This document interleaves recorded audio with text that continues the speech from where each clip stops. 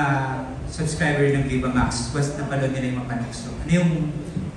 Ano yung magstay sa kanila? Ano yung gusto mong magstay?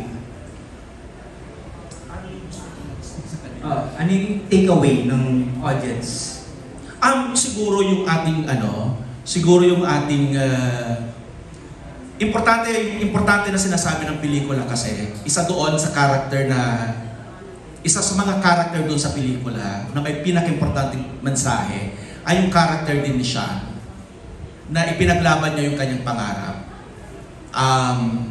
Ganon din dito sa mga ibang characters, importante sa kanila yung pakikipaglaban.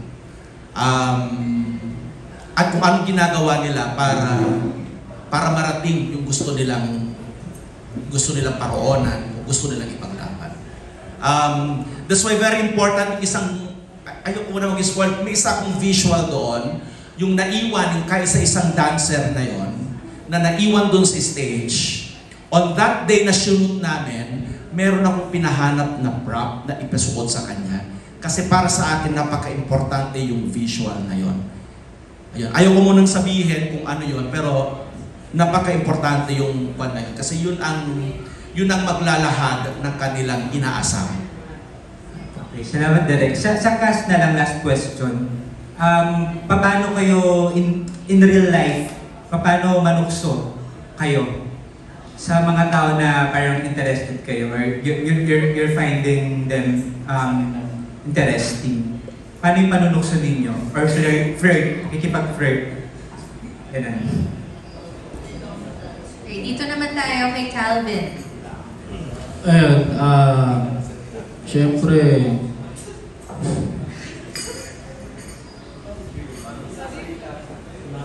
Si Ethan yata parang gusto sa mga. Si Ethan may yung answer. manatan. Sige. Ako kasi, iwas ako sa tukso eh. Kaya hindi ko alam kung paano manukso. Joke lang. Pero sa akin, siguro yung kakausapin ko palagi. Ganun kasi ako manukso. Kakausapin ko palagi, ayun. Lalambingin. Ako naman po, I like to joke around and yan. Whatever happens, diba?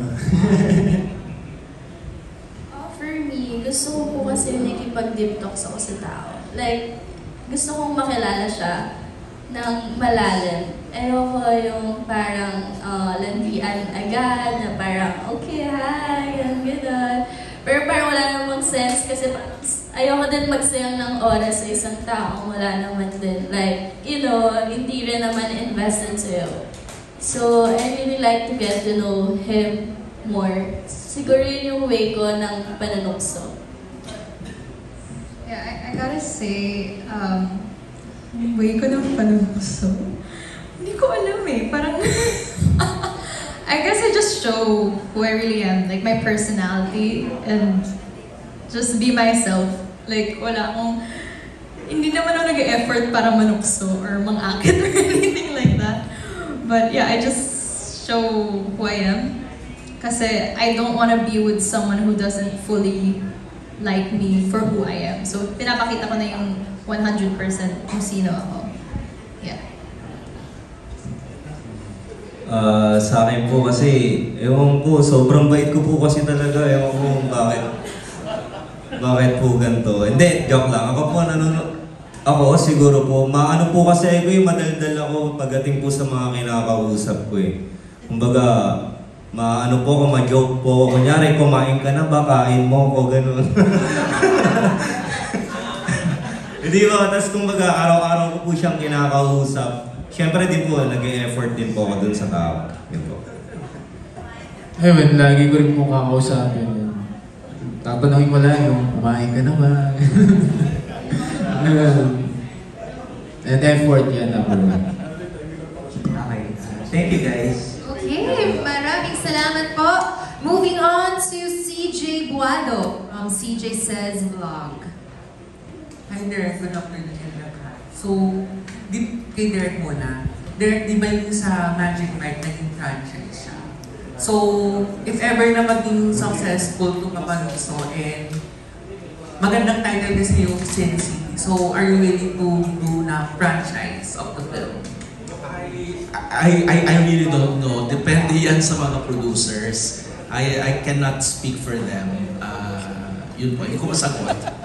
Kasi, Given the chance po, Derek.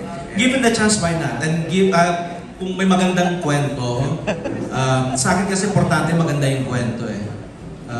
Importante na may masasabi ko about doon sa kwento. Hindi lang, yung masabi ko, ang isang direktor ay hindi lang isang kwentista. Kinakailangan komentarista din siya. So gusto ko doon sa kwento na kinikwento, meron din akong masasabi about it. So pag nakiliti yung utak ko, why not? And for my final question, so fun lang. In line with the title, Mapalukso, in the scale of 1 to 5 stars, gaano kayo mapalukso? Ethan? Siguro ako 5. Please explain daw. Again po, sorry. From 1 to 5, in line with the title, gaano kayo mapalukso and bakit? Siguro 5 kasi kung mapapanood nyo yun, sobrang daming tukso na ipapakita na talagang matutokso ka. Hindi lang kumbaga sa mga eksena doon na dahil sa pera, ganun. Kaya natutokso yung mga karakter namin doon. Ayun. Marco? 5. Akin? Hindi. Siyempre, may mga eksena lang ginawa namin na iba eh. And sobrang na-enjoy ko rin na sumayaw kami sa movie kasi yun talaga pangarap namin kasi we love to perform on stage and we would like to show you how we perform and how we dance. Yeah. Mon? Sa akin din po, 5. Kasi doon pa lang po sa pagsayaw namin, siguradong matutokso na po kayo. And pagdating po sa mga bedsin po namin na yan, mas lalo po namin kayong pag-iinitin. Calvin? Ganda yan. 5 din sa akin kasi sa halos maraming scene dun sa movie na yun na matutokso talaga kayo. Ayan. Dahil kadarating lang nung dalawang girls to a task ka and Mika, in the scale of 1 to 5, in line of the title, gaano kayo mapalukso, Mika? For me, 5 po.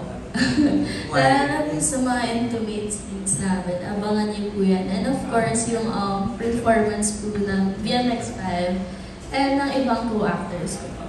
Task ka? Yeah, I have to agree with the 5. Very fitting na kasi BMX5 kayo, no? And then like I wanna give props to Direk kasi talagang everything was so artistically done. So it's sexy, but it's also like, like sexy, Like when you watch it, like, ooh, this is such a pretty shot, So I think people will appreciate like the artistry and all of it, and the sexiness. Thank you guys and good luck. Thank you. Thank you. We have a very confident cast here. Lahat sila 5-star. I love it. Okay, let's move on to Morley Alinio from DZRH. Right here, tumayo na po siya. Mukhang ready na ang questions kanina pa. Magandang hapon sa inyong lahat. Ako po si Morley Alinio kasi lahat kayo hindi niyo kilala. Kaya magpapakilala po ako. Ako po si Morley Alinio. First question. Saan galing? Saan galing? Saan galing? Yeah. Wala akong dalang buhok eh. First question. Nahipuan na ba kayo? Lalaki. Nasubukan nyo na bang nahipuan kayo? Start from Ethan. Ako, opo. Nahipuan na po ako. Saan ba yun? Sa club, yan. Nahipuan ako. Nung party ako, ayun. Feeling ko hindi naman sadya or hindi ko alam eh. Kasi nagsasayaw kami noon and then biglang may sumasayaw din and then natamaan, gano'n. Eh parang in-squeeze eh. Siyempre ako. Di ba, hipo yun. Ayun. Hindi ka nag-enjoy? Hindi ko nakita eh. Okay. Next, Marco. Sa sa personal life mo ba? Or? Personal life mo. Nahipuan ka ba?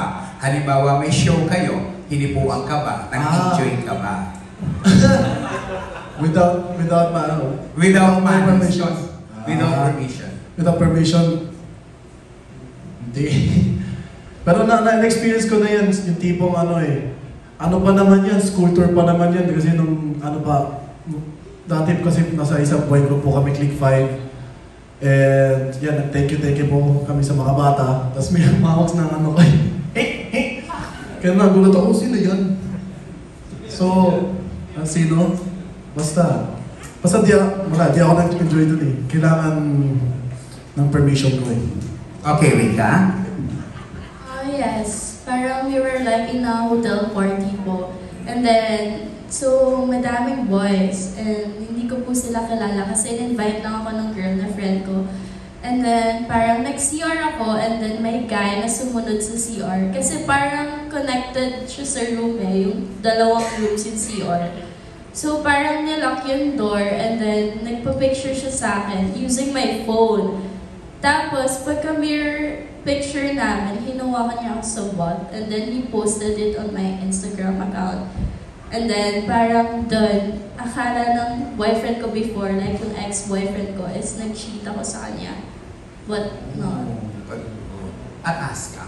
I don't want to get into detail because that's quite sensitive and like personal for everyone. But I think every girl has experienced something na ayaw nila na ganun. Kaya it's very... it's hard to be a woman in this industry kasi like a lot of men expect na dahil sexy kami, dahil we do these types of roles that we're like that in real life, you know, like give them what they want. So yeah, definitely madaming, di ba madaming like nagbabastos kahit sa social media.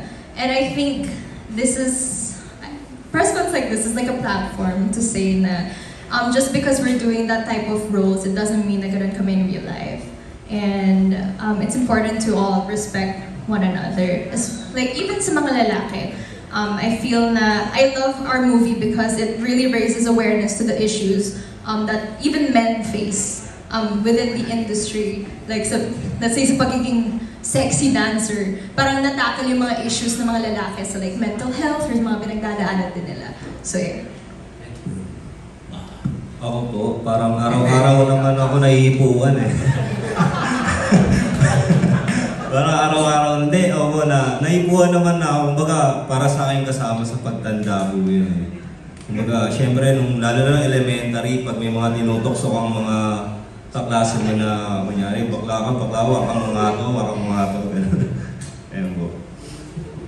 Ako din po na-try ko na yun. Sa inuman, birthday ng tropa kong bakla. Ayun,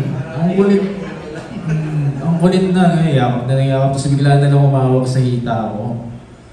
Ayun, nasapak siya sa mukha. Yung question ko ay intro lang. Ito ang tunay na tanong. First pa lang to kasi intro lang yon. Ang tanong ko, ano ang magiging reaksyon nyo kung kayo ay nagpatato at hinipuan din na tulad ni Piolo Pascual ni Apo Wanghood? Ano ang magiging reaksyon nyo kung nagulat kayo nang hipuan kayo ni Apo Wanghood? Apo Wanghood. Kasi siya kapag nagtatato, si Apo Wanghood ay isa sa mga kinikilala mambabato. Siya ay pinakahuling lahi sa Botok na kung saan siya ang Botok, ayun, bigyan lang ng ating sa mga lalaki or sa babae, kung kayo ay magpapatato at hihipuan kayo ng isang matanda na ang edad ay 107, ano gagawin nyo? Ako po syempre, magugulat. Pero okay lang yun si Apo Wanghood naman. Tsaka ano yun, tawag dito. Memories yun. Sa akin po, syempre, matutuwa po ako isang karangalan po yun. Baka ipasok ko pa nga po sa loob yun. Kulang pa. Dito naman sa loob. At ikaw, syempre matutuwa. At saka syempre, tutuwa ako eh, nawakan. Natutuwan ako ni Akuwa ko din, syempre. Ayun. O sinawakan pa yung ano mo, di ka ba matutuwa? Libre na tato. May libreng hawak pa. Di ba? Nakaset eh. Ayos. Ayan. Ano sagot mo? Hindi ko narinig yung ayos o hindi o ano? Siyempre magugulat ako pero ayun, na-touch na eh. So, wala. Okay na. Sa akin po, it's not okay. Kasi inaano ko pa rin po talaga yung respeto. And sa tats po siguro, enough na yun para like maging isang karangalan na matatuan naman ni Apo Wangod. Pero yung hihipuan ako, it's a no pa rin po for me. Hindi nanghihipo si Apo Wangod ng babae. Sa mga babae, hindi niya hinihipuan. If ever lang po. If ever lang. Ikaw atas ka. Yung question po, is it if it's a different person na Yeah, 100 years of old? course, I guess. Like, lalaki. Lalaki nang hihipo sa'yo. Siyempre, that's not okay. I'd be very uncomfortable. Okay, thank you. Ito yung pangalawang question. Pwede pa ba?